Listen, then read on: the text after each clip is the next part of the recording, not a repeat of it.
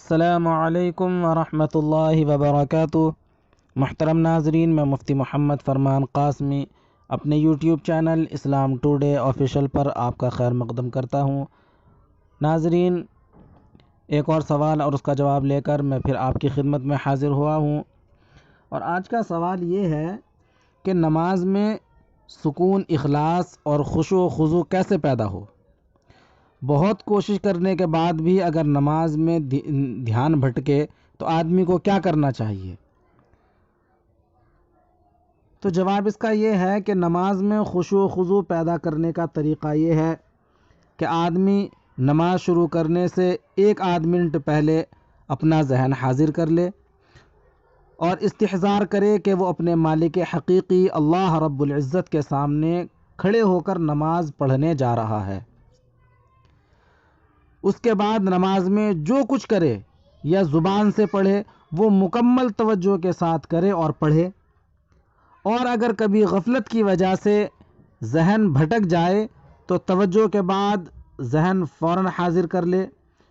شروع میں تو یہ کام دشوار ہوگا، لیکن آہستہ آہستہ کچھ عرصے میں انشاءاللہ نماز میں خشوع و خضوع کی کیفیت پیدا ہو جائے گی۔ اور اخلاص کے لیے آدمی کو چاہیے کہ اپنے دل میں اللہ تعالیٰ کی عظمت و محبت پیدا کرے اور یہ سوچے کہ دنیا کے لیے یا لوگوں کے لیے جو نیک کام کیا جاتا ہے اس کا نفع بہت معمولی ہوتا ہے، اور وہ بھی یقینی نہیں ہوتا، محض موہوم ہوتا ہے، اور اس میں آخرت کا نقصان الگ ہے۔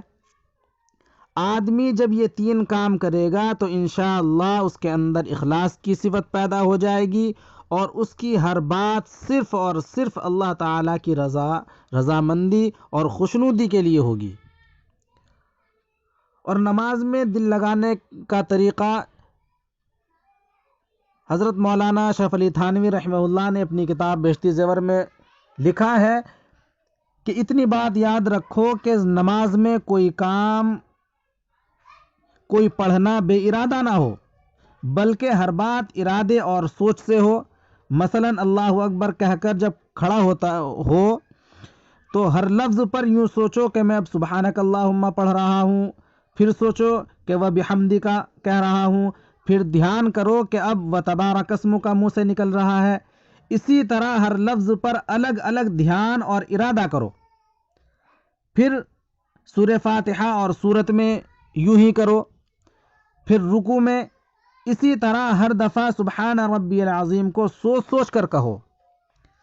غرض منہ سے جو نکالو دھیان بھی لو ادھر ہی رکھو۔ ساری نماز میں یہی طریقہ رکھو۔